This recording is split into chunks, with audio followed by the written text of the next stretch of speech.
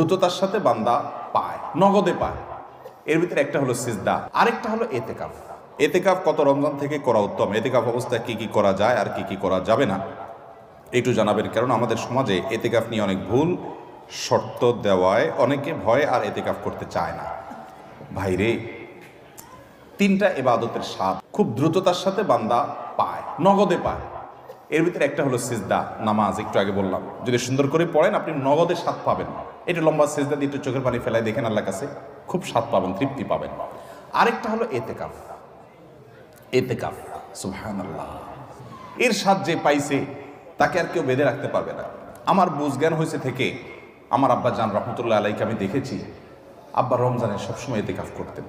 সচরাচর কোনো বিশেষ বিপদ না হলে তিনি এতেকাফ ছাড়তেন না। আব্বা জান রহমতুল্লাহ আলাই গত আগস্ট মাসের 18 তারিখে দুনিয়া থেকে চলে গেলেন। কয়েক মাস হলো। গত রমজানে আল্লাহর বান্দা ক্যান্সারে আক্রান্ত, গ্রামের বাড়ি পাঠাইছি আমি, ডাক্তার বলছে অবস্থা ভালো না, লক্ষণ ভালো না, একটু গ্রাম থেকে ঘুরে আসো।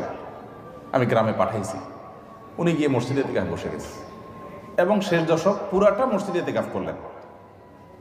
মারাত্মক ব্যথা, ক্যান্সারের পেইন।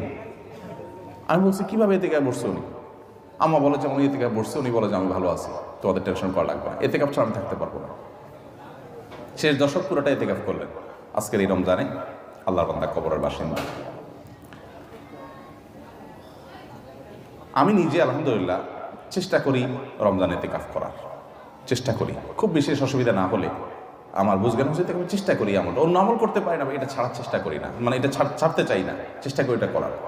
এতেকাফের নগদ স্বাদ পাওয়া যায় ভাই, অভূতপূর্ব এক স্বাদ। যারা করেছেন তারা জানেন।